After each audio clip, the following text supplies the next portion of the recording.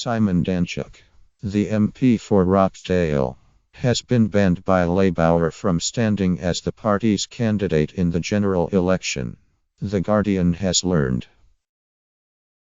The controversial MP was suspended from the party in 2015, pending an investigation, after a tabloid newspaper revealed he had sent explicit messages to a 17-year-old girl.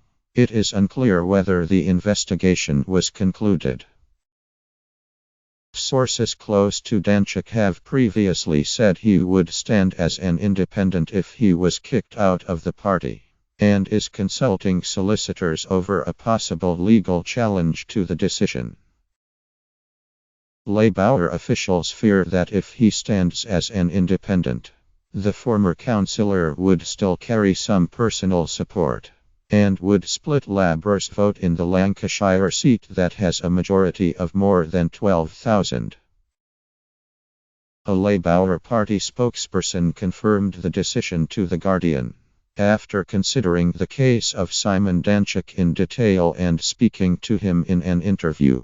The Labour Party's NEC endorsement panel today unanimously recommended he should not be endorsed as a Labour candidate.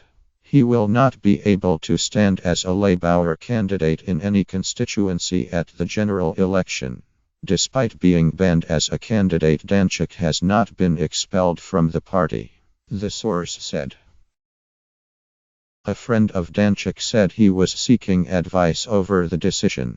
He pointed out that Danczuk has previously been named as Campaigner of the Year in Parliament, and was commended for his work with constituents and over child abuse claims against the late MP Cyril Smith.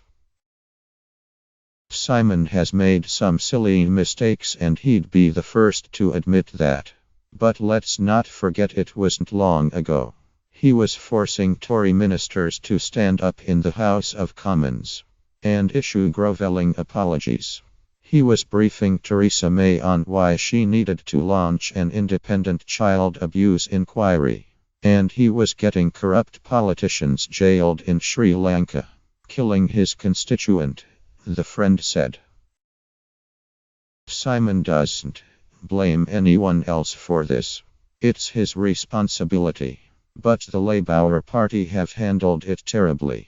He's been suspended for nearly 1.5 years.